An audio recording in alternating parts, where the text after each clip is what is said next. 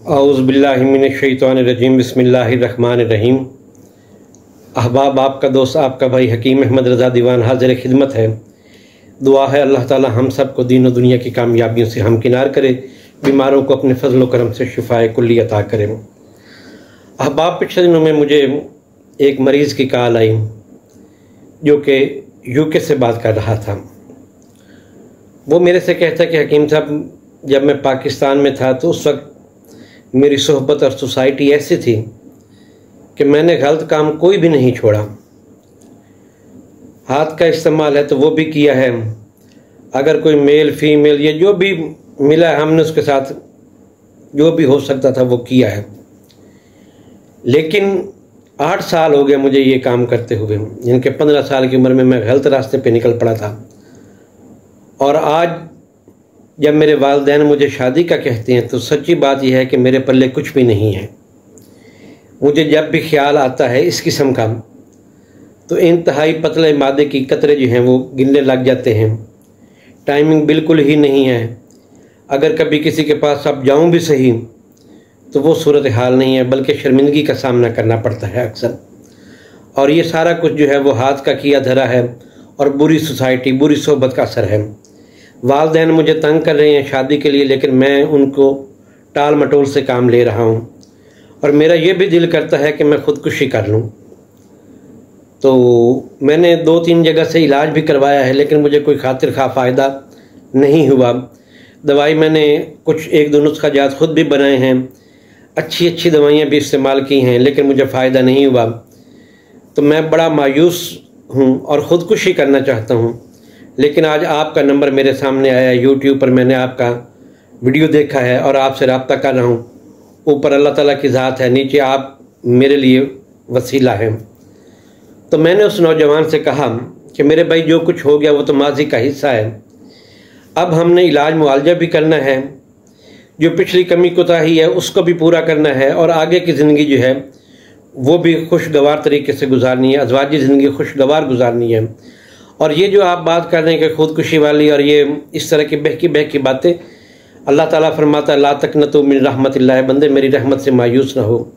अल्लाह ताला की रहमत से मायूस ना हो, अल्लाह ताला की ज़ात पे भरोसा रख के इलाज करें। खैर, उसने मेरी बात मानी, जिस तरीके से मैंने दवाई उसे बताई उसने वैसे ही इस्तेमाल की, और अल्हम्दुलिल्लाह इस वक्त वो शादी कर चुका है और खुशगवार अज़वाजी ज़िंदगी गुजार रहा है। ये अल्लाह ताला का फ़ज़ल व करम है, इसमें मेरा कोई कमाल नहीं। ए नसीर, इसको तू फ़ज़ल बारी समझ, वरना तेरी तरफ देखता कौन है। तो हमेशा इलाज मुआलजे में कभी भी देर नहीं करनी चाहिए, क्योंकि मर्ज़ आहिस्ता आहिस्ता जो है वो पेचीदा होता है। बर वक्त इलाज करवाना, कर्ज़ उतारें जितनी जल्दी हो सके, इलाज मुआलजा करें जितनी जल्दी हो सके, फ़र्ज़ की अदायगी करें जितनी जल्दी हो सके। तो लिहाजा मेरे भाई, आप कभी भी अल्लाह ताला की रहमत से मायूस ना हो।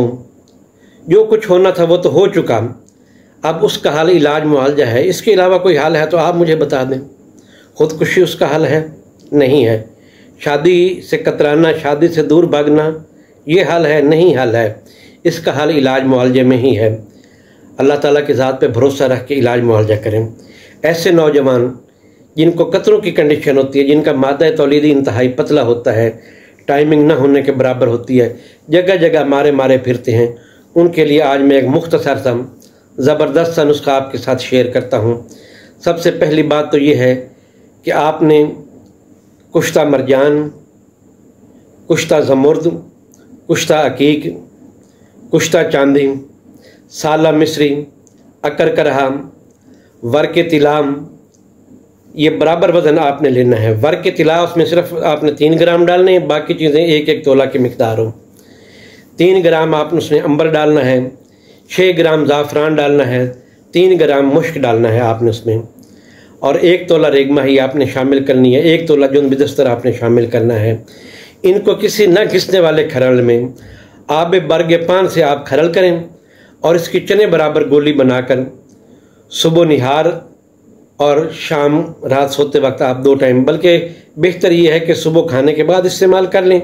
अगर उम्र ज़्यादा है तो फिर सुबह निहार भी कर सकते हैं, लेकिन बेहतर ये है कि खाने के बाद नौजवान हज़रात सुबह शाम इस्तेमाल करें नीम गर्म दूध के साथ। इंशाअल्लाह ताला जो टाइमिंग के लम्हात हैं वो बहुत ज़बरदस्त हो जाएंगे।